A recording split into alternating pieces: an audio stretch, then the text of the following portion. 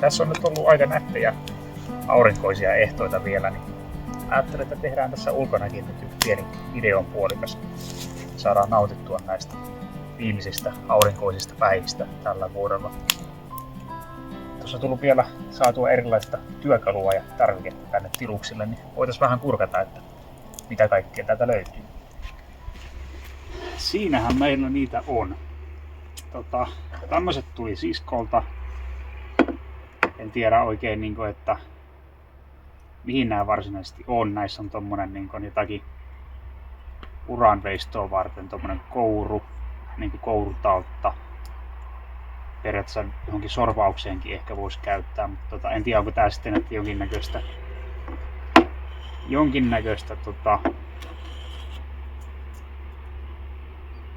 uraa vaikka sähköjohdolla tai jotain. En tiedä, onko jollain tietoa, että mitä nämä on. Et ihan tämmöiset kotikutosethan nämä käytännössä kyllä on.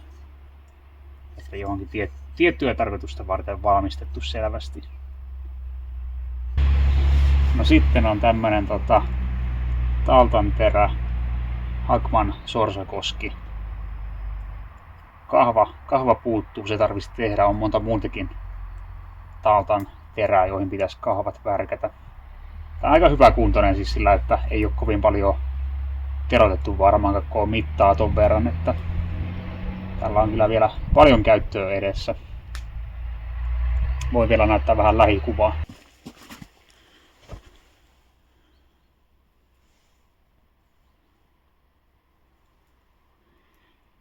Eli tämän näköinen terä kyseessä ja tuolla sitten lukee Hakman sorsakoski. Tää on ihan tämmönen käsin taatun oloinen, että aika vanha terä varmaankin. Mutta kovaan käyttöön ehdottomasti tämä. No sitten on tämä piilukirves. Tämähän näkyykin siinä jo yhdellä videolla pikemmin. Tää on tosi hyvä kuntoinen, että tästä saa ihan oikeasti vielä työkalun. Voidaan sitten tällä veistellä niitä hirsiä siinä ensi vuonna, kun saunan pystytys alkaa. Ei tarvi varttaakaan, sen verran hyvin tukeva ja hyvin asennettu tämä tai vartettu tämä terä, niin täytyy hiukan vaan rassata ja terottaa. On tosi siistiä ja hyvä kuntoinen. Ja jos tuosta nyt näkyy tuo terän malli, niin tämä on nyt nimenomaan piiluamiseen suunniteltu tämä terä. Ei ole mikään mahdottoman raskaskaan, että tällä on aika hyvä varmasti veistää. Mutta tosi komea. Tästäkään ei nyt tainnut mitään leimoja ainakaan kovin helposti löytyä. Että varmaan jonkun sepän tekemään ihan vaan sitten kyläseppä pakoonnut. Tuossa itse asiassa katselin, että siinä saattaisi jotain leimaa ollakin, niin voitaisiin sitä hiukan tuosta rassata, että jos siitä löytyisi jotain.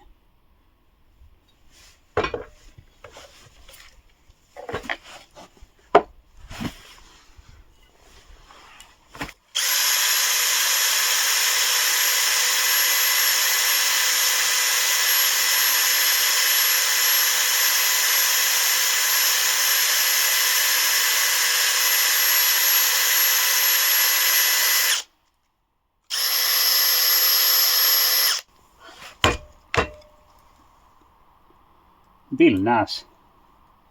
Se oli sittenkin Bill Nassin terä. Hyvin pitkälti kulunut kyllä. Kaikki jo piiloon siitä.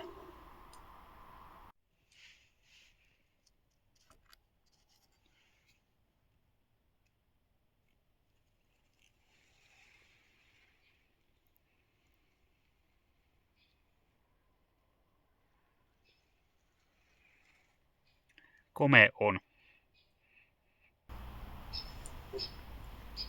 No sitten olisi tää komea talppa. Tää on oikein tämmönen hirsitöihin valmistettu taltta ja tällä on aika hyvin mittaa ylipäänsä, löytyy vartta ja sitten täällä on oikein tämmönen metallirinkula päässä, että kestää lyöntiäkin.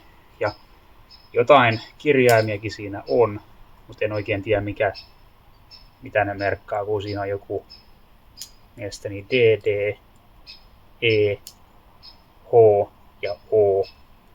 Ja sitten on ehkä vielä I, vähän joku epämääräinen kirjainsarja siinä. Jos se sanoo jollekin jotain, niin kertokaa ihmeessä. Mutta tosi nättiä.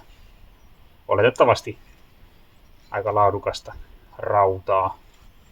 Pitää se terottaa ja katsoa sitten, että mitä sillä saadaan aikaiseksi. Tälläkin voidaan sitten tehdä niitä salvoksia siinä ensi vuonna siinä saunarakennuksessa. Että mulla on ollut tämmönen Hultaforsin 40 milliä leveä terä jo aika kauan. En muista nyt minkä mittainen tuo. Kyllä siitä varmaan niin sentti on ainakin lähtenyt mitasta. Tai toista senttiä todennäköisesti. Mutta tätä on käyttänyt semmoisen niin salvosten ja isompien puulitosten tekemiseen, mutta tämä nyt vaikuttaa oikein kunnon työmyyrältä sitten tämä, vaikka hivenen kapeampi se on, mitä tämä Hultaforsin 40, että tämä on joku tommonen 35 varmaan tämä. Tosi komia rauta. Tämä tuli taas Cisco Ranchilta, siellä oli kaikkia vanhoja työkaluja, niin sain niitä sitten sieltä ottaa käyttöön. Alkaa olla veistotyökalut saunavideoita varten valmiina tuossa sitten pikkuhiljaa. No sitten oli vielä tämä uuninluukkupari, eli tässä on tämmönen melko lailla vanha, jostain 1200-1900-lukujen taitteesta oleva luukku. Siinä näyttäisi olevan jonkinnäköistä kansallisromantiikan kuviointia, tämä ornamentiikka, mitä siinä on. Ja tämähän on Bemari, eli Porin valun valmistava, näkyy tuolla sisällä, BMW.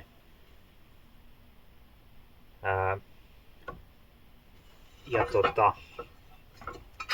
nämä pyörii kaikki. Siis muuten tosi hyvä kuntoinen ja tosi komea tämä kehyskin. Täällä on tää tämmönen joku aurinkokuvio tossakin. Tämä niin kuin muodostaa yhtenäisen kuvioinnin tämä luukut sekä kehys. Mutta täältä on harmillisesti täältä alhaalta murtunut tuo, mistä tuo toisen luukun alakiinnitys tai tappi tulisi, niin se pitäisi koittaa korjata sitten hitsaamalla, mutta en tiedä sitten, onko se semmoinen homma, mitä lähtee itse koittaan, kun ei oikeastaan nyt ole siihen varmaan tarvikkeitakaan, mutta täytyy katsoa, että mitä tämän kanssa tekisi. Ei tällä nyt suoraan mitään paikkaakaan ole tiedossa, mutta ihan hieno se olisi kunnostaa ja sitten johonkin laittaa. Mutta tää on vielä tämmönen kaareva tämä kehys, eli se on joko pönttöuunista tai sitten jostain kaarevasta kaakeliuunista. Ja kuulin, että tää vissiin olisi nimenomaan kaakeliuunista, että se voi olla joku semmonen hiukan pyöreämmällä muodolla ollut kaakeliuuni sitten kyseessä, mutta ihan pönttöuunissakin varmasti käytetty samaa kehystä, uskoisin näin. Mutta siis tosi komea kipinä. Ja taas toi ovi tästä kokonaan puolta veksi. Tämä kipinäri vielä täältä on halki, että se tarvitsisi kans sitten vaihtaa.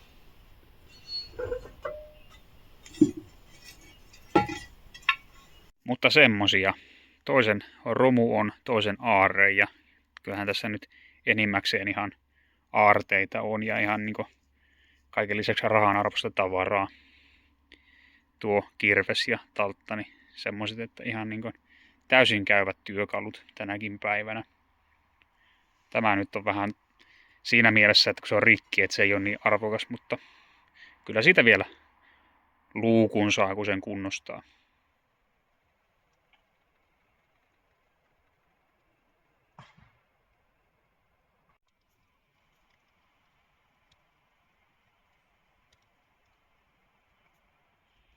No nyt on nuo hirret tuotu tontille ja vaikkei se pystytys tässä nyt ihan vielä on alkamassa, niin nyt on hyvää aikaa ennen talven saapumista. katsella näitä rakennuspaikkoja, että mihin sitä nyt sitten lähtisi sovittamaan. Ja yhdessä kohtaahan että oli ajatuksena, että sen tekisi johonkin tuonne, mistä tuli keväällä raivattua se risukasa pois, mutta sitten taas kun niitä rakennusten suojaetäisyyksiä ajattelee, saunarakennus vissiin vaatii tommosen, onko se minimissään 8 metriä muista rakennuksista, niin tuo on nyt sitten varmaan turhan likellä vanhaa saunarakennusta.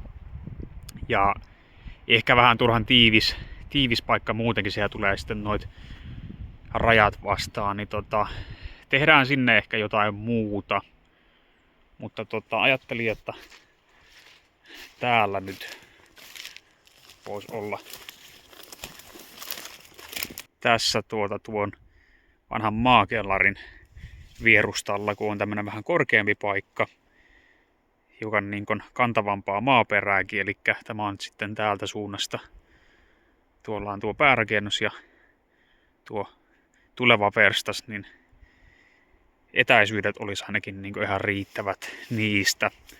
Ja tosta saa kyllä aika mukavat kulkureititkin tehtyä, joko täältä tai sitten yksi vaihtoehto on, että tekisi jonkinnäköiset raput tuosta tuon kalliokielekkeen ylitten, niin voisi tehdä oikoreitinkin tästä, mutta kyllähän se tuoltakin kulkee sen verran sitten. Ja nimenomaan saunan rintamasuunta ovelta olisi varmaan sitten jotenkin näin. Ja pukkarin ikkunasta sitten näkyisi johonkin tuohon suuntaan. Ehkä se nyt hakee vielä muotonsa sitten, että mikä se tarkka kulma tässä on, mutta jotenkin näin kumminkin. Ja vedensaantia ajatellen, niin tuossahan on tuo tämän tontin vanha kaivon paikka. Ja se ajatushan oli myös se, että tänne tekisi uuden kaivon johonkin noille paikkeille, kun se olisi varmaan sellainen aika hyvä kaivon, semmoisen käyttövesikaivon sijainti, että onhan tuolla se vanha puutarhakaivo, mutta olisi aina parempi, jos sitä vähän lähempääkin saisi sitten.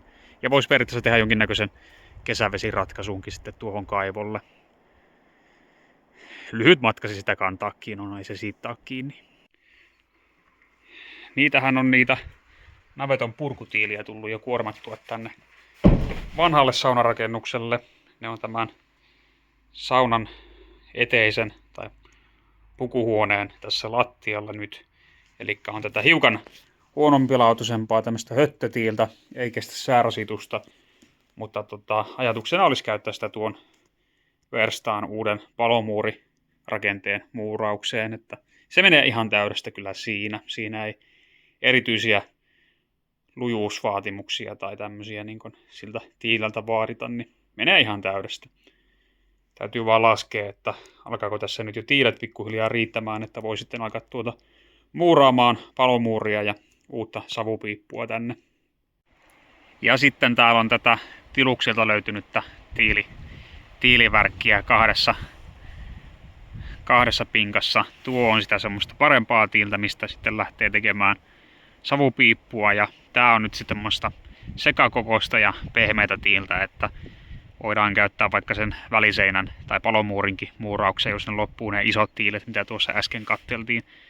Että kyllä näistäkin niin sitä semmoisen niin kuivan tilan muuria vielä tekee, vaikka onkin tuommoista vähän kehnoa kaikin puolin, mutta sen kun rappaa, niin menee aivan täydestä kyllä. Ja tätä tiiltä löytyy sitten tuon päärakennuksen alta melkein toinen mokoma, mitä tässä tämän lavan päällä on. Ja sitten siitä saunalta kanssa tuli ehkä joku tommonen 20, että voi vähän valikoida sitten niistä, että jos joku olisi semmoista, että kestää sitten olla savupiipussakin. Mutta nämä on ainakin niin jo kertaalleen seulottua ja on niin tosi hyvää laadukasta tiiltä. Ja niin, ja nämä olohuoneen vanhasta uunista puretut tiilet pakkaa aina unohtuu. Nämä on kaikki tämmöistä tasakokosta. Ei ole ihan niin hyvin poltettua, että voisi tai viittisi käyttää savupiipussa. Mutta jotain semmoista katetun tilan muurattua rakennetta, niistä voisi miettiä. Tai sitten uuninkuorta, siinäkin se menee ihan täydestä kyllä tämä tiili. Mutta ei mihinkään semmoiseen, mikä olisi savukaasujen tai säiden armoilla suoraan, niin ei sovellu tämäkään siihen.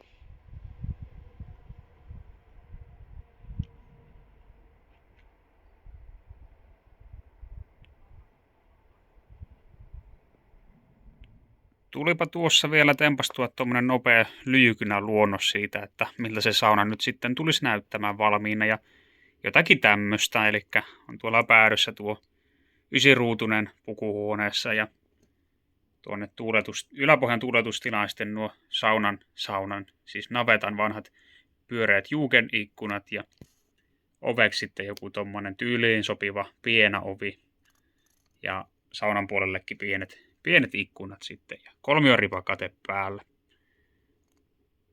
Tulee varmasti oikein sellainen soma tänne pihapiiriin sopiva sauna ja voisin tästä tehdä jossain kohtaa tässä talvella ihan SketchUp 3D:llä jonkinnäköiset 3D-mallinnuksetkin, niin voidaan niitä ihmetellä sitten vähän niin kuin tarkemmin vielä niitä mittoja ja kaikkia, että tämä nyt ei ole mittakaavassa, kunhan nyt piirsin vaan mallikuvaa siitä, että minkälainen se noin tyylillisesti tulisi olemaan se saunarakennus.